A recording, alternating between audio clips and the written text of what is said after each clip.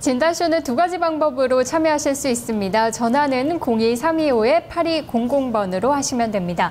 토마토TV 홈페이지에 들어오시면 아자아자 게시판이 있는데요. 이곳에 매수에 대한 고민이나 매도에 대한 고민을 남겨주셔도 좋습니다. 종목명과 매수가 비중, 궁금한 사항 등을 꼼꼼하게 적어주시기 바랍니다. 자, 오늘 전화 진단 도와주실 분들은요. 이원용, 김석철, 마제스터, 송기현, 그리고 최원준 전문가 되겠습니다. 그리고 스튜디오에서는 전정현 전문가가 여러분의 종목 진단 도와드리겠습니다. 안녕하세요. 네, 안녕하십니까. 네, 오늘 게시판에도 자동차 엄청 빠지네요. 걱정하는 글들이 많습니다. 오늘 좀 어떻게 보세요? 예, 그렇습니다. 뭐 자동차 다행히 이제 삼성전자가 위쪽으로 올라가면서 지수를 좀 방어하긴 했지만 자동차가 지수를 많이 좀 빼는 그런 누르는 그런 측면이 되고 있는데요. 1단계적으로 그렇게 봅니다. 지금 미국 대선 전후에서는 미국 주가가 항상 이제 혼조세를 보였던 것이 이제 전통적인 과거 몇 년 전의 패턴이죠. 그러니까 사실 미국 대선하고 우리하고 뭔 관련이 있겠느냐 이렇게 생각할 수도 있지만 간접적으로 이제 관련은 됩니다. 대개 우리가 미국 대선 전에는 좀 약해요, 주가가. 네, 그리고 미국 대선 이후에 조금씩 이제 회복 기미를 보이다가 11월 22일에 추수감사절 있죠? 네, 추수감사절 때 그때부터 이제 연말 랠리가 시작되는 경우가 상당히 많았습니다. 최근 몇 년간 통계를 보면 그래요. S&P 지수도 그렇고 코스피 지수도 그렇습니다. 그러니까 아마 11월 중순께부터는 좀 그런 변곡점을 좀 보일 가능성이 좀 많지 않겠나. 네, 그렇게 보여지고요. 네. 여하튼 아직은 작은 기간 동안에 쌍바닥을 만들었지만 그거 가지고는 좀 일단 약하죠. 조금은 기간을 두고 쌍바닥 패턴이 좀 만들어지는 게 필요하지 않나 이렇게 생각이 됩니다. 네. 게시판에는 어떤 분들 계신지 잠시 인사 나눠보도록 하겠습니다. 오늘 제일 먼저 불러드릴게요. 작양나무님 반갑습니다. 그리고 가을바다님, 자원재활용님, 부자를 꿈꾼다님 등 많은 분들이 함께해 주고 계시네요. 사랑하기 좋은 날입니다. 반갑습니다. 자, 어떤 종목 올라왔는지 보도록 할게요. 전문가님 어떤 종목부터 진단 시작할까요? 네. 자, 이 바이오 쪽에서 오스템 임플란트 많이 이제 관심을 가지셨던 종목일 겁니다. 그게 오늘 뭐 단기 추세가 좀 깨졌거든요. 네, 그 종목 한번 진단해 보는데요. 이분은 이제 28,000원에 매수를 하셨네요. 다행히 이제 밑에서 잡으셔서 약간의 수익 구간입니다. 비중도 30%니까 꽤 이제 적절하게 이제 많이 된 상태에서 주가가 약간 이제 지금 꺾이고 있는 그런 모습인데요. 뭐 잘 아시다시피 이제 이 점을 생각할 필요가 있어요. 포인트는 그겁니다. 성장주죠. 네, 오스템 임플란트는 성장주입니다. 앞으로 성장할 걸 대비해서 PER이 좀 높다 하더라도 우리가 봐줄만 하고 가져갈 수 있는 종목이었어요. 근데 성장주 쪽에서 잊지 않으면 안 되실 것은 뭐냐면 실적이 예상보다 못하게 되면 그 타격을 크게 받는 게 바로 성장주입니다. 저평가주는 좀 덜해요. 근데 성장주 같은 경우는 그게 크게 작용을 합니다. 지금 오스템 임플란트 같은 경우가 바로 그겁니다. 근데 영업이익은 제대로 나왔어요. 영업이익은 괜찮게 나왔는데 74억 정도로 예상 범위에서 크게 이탈하지는 않았는데 순이익이 문제죠. 순이익. 순이익이 많이 줄어들어가지고요. 그 건이 역시 마이너스 요소로 작용이 되는 것 같습니다. 자, 지금 차트 한번 보시면은요. 일단 그러면서 깨져 있거든요. 21선 깨져 있는데 제가 볼 땐 오늘 거래 동반하고 이렇게 밀려줘요. 네, 그리고 아시는 바와 같이 지금 실적권에 대한 모멘텀, 성장주는 실적권에 대한 모멘텀이 나오면 좀 어렵습니다. 그렇다고 한다면은 지금은 제가 볼 때는 더 밑자리까지 저점을 찍을 것으로 봅니다. 네, 매도 좀 하시는 게 좋아요. 싸게 사셨으니까 매도 부담 없고요. 되게 밑으로 밀린다면은 28,000원께 이 근처는 한번 확인하는 그런 패턴이 되지 않겠나 그렇게 봅니다. 네. 네, 오스템 임플란트 첫 번째 종목으로 봤습니다. 전화 시청자님도 만나볼게요. 안녕하세요. 예, 안녕하세요. 네, 주말 즐겁게 보내셨나요? 네, 네. 날씨가 많이 추워졌죠? 예, 예. 네, 오늘 어떤 전문가와 함께 할까요? 김종근? 김석철 전문가 말씀하시는 것 같네요. 예. 네, 종목 말씀해 주세요. 호남석이요. 매수가와 비중은요? 29만 원에 80%요. 29만 원이요? 예, 예. 80%십니까? 예, 예. 비중이 상당히 많으시네요. 예, 예. 뭐 어떻게 하다 보니까 많아지셨나요? 이거를 누가 좋다고 그래서 한 번에 몰빵을 해가지고 이렇게 마음고생이 심해가지고 있네요. 한 번에 들어가셨군요. 예, 예. 네, 어떤 점이 제일 답답하세요? 이거를 좀 어느 정도 돌고 나와야 되는지 아니면은 매수가까지 아니더라도 어느 정도 선에서 털고 나와야 되는지 그게 좀 궁금해가지고요. 네, 어느 정도 선에서 매도를 해야 될 것인지, 얼마나 보유해봐도 괜찮을지 이런 부분도 한번 살펴보도록 하겠습니다. 예. 네, 호남석유 오늘은 그래도 0.8% 정도 상승 흐름 나타나고 있는데요. 23만 원권입니다. 김석철 전문가 만나보겠습니다. 안녕하세요. 네, 안녕하세요. 김철입니다. 네, 호남석유 갖고 계신데요. 매수가는 29만 원 정도시고 비중도 80%로 상당히 많습니다. 어느 정도 선에서 정리를 하면 될까요? 하셨는데요. 어떻게 보세요? 지금 호남석유는요, 이 주가와의 어떤 그런 고민이 아니라 시간과의 싸움입니다. 무슨 얘기냐면, 이제 뭐 호남석유는 29만 원에 매입을 하셨다고 했는데, 29만 원이면 뭐 이 주가가 이제 어느 정도 최근에 이제 고점 찍었을 때 그 시점에서 이제 매수를 하시고 이제 계속해서 내려오신 상황인데, 지금 뭐 실적이라든지 이런 부분들은 뭐 그동안에 실적이 안 좋았던 상황 속에서 주가가 그동안에 계속해서 빠졌고요. 그러니까 우리 뭐 시청자분께서도 29만 원에 매수한 이후에 계속 지금 약세 흐름을 보지 않았습니까? 그런 상황이고.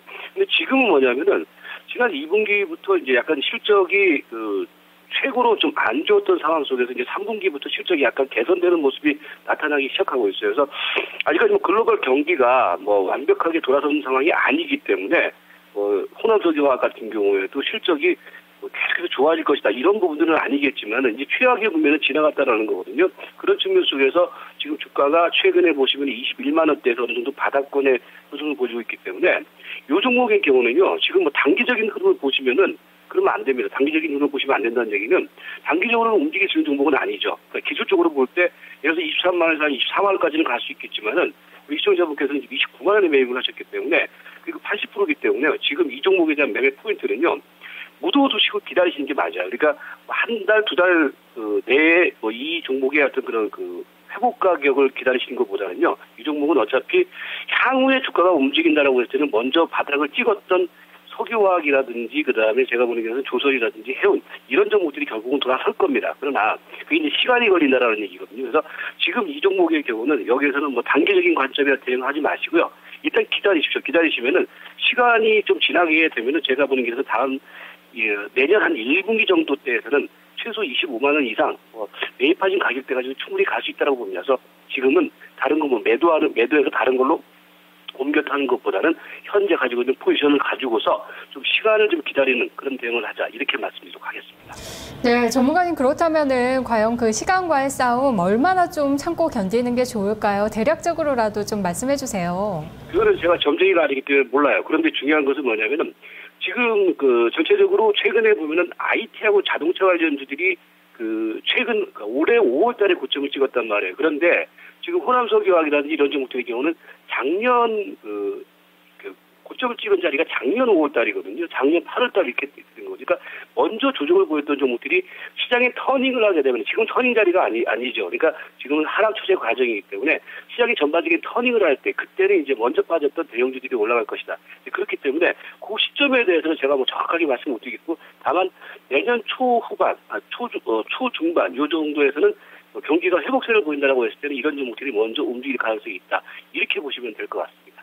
네, 내년 초중반 경기 회복 때까지 조금 더 참아보자라는 의견이 제시가 됐습니다. 게시판 종목 두 종목 한번 진단해 보도록 하겠습니다. 전문가님. 네, 한번 볼까요?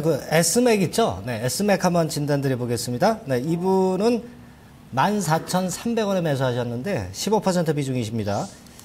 자, S맥은 요즘 뭐 잘 아시다시피 예상을 하회하는 영업이익이 나왔죠. 네, 그래서 그 건이 마이너스 요인으로 작용이 됐습니다. 물론 제가 요 전에 말씀드린 것처럼 성장주가 예상보다 하회하는 실적 나오면 타격을 받는 거죠. 근데 그에 따른 타격은 한 일주일 전에 진행이 됐고요. 4분기에 대한 실적 기대가 있긴 합니다. 근데 그건 제가 볼 때는 이제 가봐야 하는 것이고 지금 그 실적 증권사 컨센서스를 대부분 다 믿을 필요는 없어요. 하지만 3분기 실적을 토대로 보면은 요즘 조정을 많이 받았기 때문에 가격적인 메리트는 또 다시 나오고 있는 시점입니다. 뭐 예를 들면 지금 보면은 대개 예상을 하회해서 영업이익이 한 58억 정도 나오는 걸로 그렇게 3분기 실적이 나왔는데요.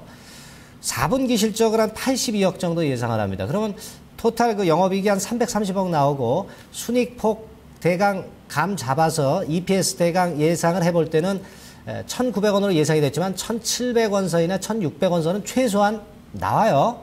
그렇다고 한다면 지금 15,500원대 가격대는 절대 고평가된 자리는 아니에요. 그러니까 저는 조정을 받았기 때문에 괜찮아요. 그리고 기관들 매수세가 지금 절대 그 손색이 없습니다. 그러니까 이런 부분이라면 지금은 그냥 밀고 나가시는 게 좋습니다. 지금은 S맥은 그냥 갖고 계시면서 다시 한번 16,000원대 위쪽 17,000원까지 이 정도까지는 좀 보실 필요가 있어요. 아직은 끌고 나가시는 쪽을 저는 말씀을 드리고 싶습니다. 네, 한 종목 더 보도록 하겠습니다. 또 어떤 종목 볼까요? 자, 지금 보니까 한전이 올라와 있네요. 한전, 한국전력 29,400원에 40%입니다. 자, 한전 한번 볼까요? 지금 사신 가격에서 조금 밑으로 내려와 있는데요. 자, 저는 그렇게 봅니다. 어차피 지금 한전과 같은 경우는 워낙 강세권의 모멘텀은 아직 충분히 살아있어요. 연말까지 환율이 한 1,190원대. 내년 초까지도 워낙 강세 기조가 꺾이지는 않을 것으로 봐요. 단기간적으로. 그건의 메리트가 있기 때문에 저는 아직도 긍정적으로 좀 볼 수가 있다는 측면을 좀 말씀드리고 싶고요. 자, 그리고 우리가 주봉 같은 경우로 한번 좀 보시더라도요. 주봉도 역시 많이 살아있어요. 주봉도 많이 살아있습니다. 자, 차트 한번 보시면은요. 이 왼쪽이 그 일봉이고, 오른쪽이 주봉이죠. 자, 일봉상으로는 좀 흔들리지만 주봉을 가지고 보면 역시 아직 그 흐름은 쉽게 죽질 않고 있다는 측면을 우리가 분명히 이제 인식을 할 수 있는 그런 부분입니다. 저는 일단 한전의 초점은 워낙 강세권이라고 봐요. 아직 그 건이 살아있고, 그 부분이라고 한다면 대개 일봉상으로 볼 때요. 일봉으로 가보겠습니다. 일봉상으로 볼 때 대개 28,000원 내지 28,500원 선 자리는 멈춰지는 자리죠. 가격 하락이 멈춰지는 자리입니다. 아직은 절대 끝난 건 아니에요. 여기서 한번 다시 되돌리는 파동이 나올 거고 그때 힘의 강도를 한번 보고 나중에 매도가를 생각하시는 게 좋습니다. 지금은 그렇다면 유지를 하고 좀 버텨가시는 쪽이 좋습니다. 네, 한국전력에 대한 이야기까지 들어봤습니다. 전화 한번 받아볼게요. 안녕하세요. 안녕하세요. 네, 연결되셨습니다. 네, 고맙습니다. 네, 네 분 남아 계신데요. 전문가 선택해 주세요. 이원영 선생님이요. 네, 종목 어떤 종목이세요? SNCNC고요. 네. 7,600원에 샀어요. 아이고, 좀 고점에서 잡으셨네요. 네. 그때가 김하늘 장동건 소속사 합병한다 얘기 나오면서 좀 많이 올랐던 때 같은데 그런 재료 때문에 혹시 매수를 하셨나요? 아니요, 그것 때문에 그렇진 않고 뭘 이제 사서 네. 분위기를 조금 봐가지고 잠깐 들어갔다 나온다는 게 네. 힘들어요. 아, 정말 단기적으로 접근하셨는데 못 빠져나오셨군요. 네네. 네, 그래서 반등이 좀 나올까 기다리고 계세요. 네. 알겠습니다. 그럼 저희가 좀 단기적인 전략을 한번 찾아보도록 하겠습니다. 네. 네, SMCNC 이원용 전문가와 함께 이야기 나눠보도록 하겠습니다. 안녕하세요. 네, 반갑습니다. 이원용입니다. 네, SMCNC 보유 중이십니다. 매수가는 7,600원, 비중은 20%라고 하시는데요. 반등이 좀 제대로 나와줄 수 있을지 전략은 어떻게 세우는 게 좋을까요? 자, 일단 그 기술적으로만 잡아드리겠습니다. 엔터주들 중에 이제 후속 주자로 좀 끼어들었고요. 최근에 이제 김영만이라든지 뭐 장동건, 뭐 김하늘 이런 우리가 보통 알고 있는 스타들이 이쪽 SNCNC에 많이 편입이 되는 그런 상황이 벌어져서 주가가 단기적으로 급등세가 나왔습니다. 큰 흐름을 보면 주간 차트 화면에 보여지시는 것을 보시면 아시겠지만 이 5주선을 따라서 계속 진행했던 종목이죠. 근데 최근 들어서 5주선이 이탈이 나왔습니다. 7,000원권 이탈이 나오면서 하방이 나왔죠. 이런 경우에는 일정한 그 상승 구간의 중심 가격에서 지지를 받으면 다시 한번 되파동이 나옵니다. 아직까지는 엔터라든지 이쪽 어떤 이런 미디어 관련된 분야의 그런 기업들이 주가가 훼손되지는 않았습니다. 그래서 추세가 완벽하게 붕괴됐다라고 보기엔 좀 어렵고요. 지금은 숨고르기와 그 조정 흐름이 좀 나오고 있다라고 보시면 됩니다. 매수가 정도까지 흐름은 또 다른 2차적인 어떤 호재거리가 좀 터져야지 나올 것 같다라고 생각이 들고 방어선을 좀 먼저 구축하십시오. 5,500원 라인입니다. 5,500원 라인. 화면으로 보시면 한 이 정도 라인인데 5,500원 라인에서 지지력을 받게 되면 지금 비중이 20%라고 하셨는데 비중을 좀 더 한번 10% 정도 더 늘려보시는 것도 괜찮은 방법이라고 생각이 드는데요.